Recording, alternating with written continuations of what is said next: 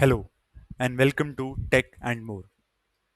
TestNG is one of the most vital parts of automation testing, and it is used in numerous ways. One of the most important features of TestNG is actually annotations. So, before going ahead, let me brief you about what the intent of this video is. So, I'll be creating two videos, and you're watching the first one. In the first one, we'll be talking about TestNG as a concept, its utility, and the annotations theoretically.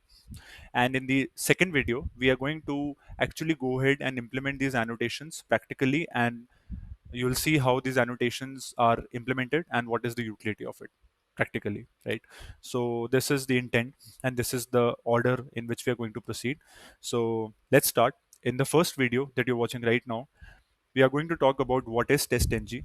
So as you can see on the screen right now, it says TestNG or Test Next Generation is an automation framework which specializes in generating reports. That is, number one utility is it is very helpful in generating beautiful, well-structured, well-mannered reports. And when I say reports, I mean the reports of that contain the results of the test executions.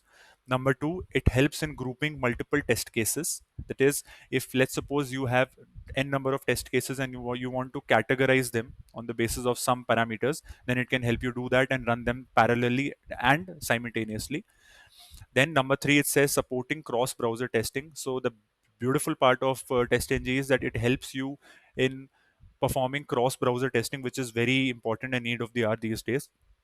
And lastly, it says that it is very smooth to integrate with Maven and Jenkins using TestNG. So these are the four major features of TestNG. So if someone asks you the next time the features of TestNG, you have a concrete answer.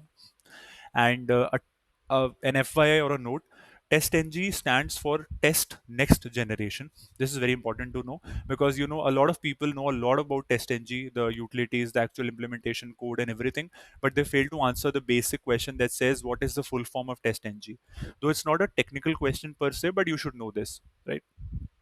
So this is TestNG for you. What is its definition and what are the utilities?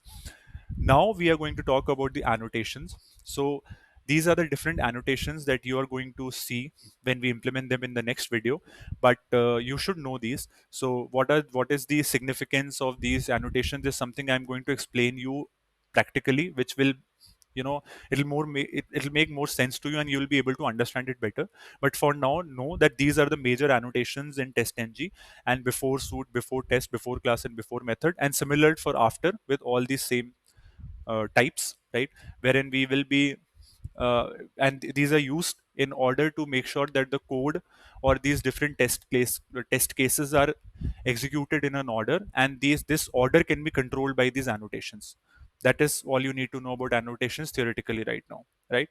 And this is how the actual result is going to look like, which is, as you can see on the screen right now, the screenshot.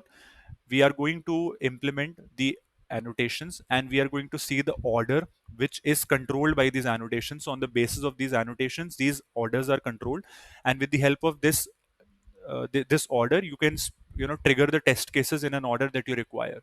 So this is how it will look like. And in the next video, we are going to talk about the the practical implementation. I'm going to show you the order, the utility, and the meaning of these different annotations. So thank you so much for watching this video, and I hope that I see you in the next video as well. So yeah, that's all I have. So see you in the next video. Thank you.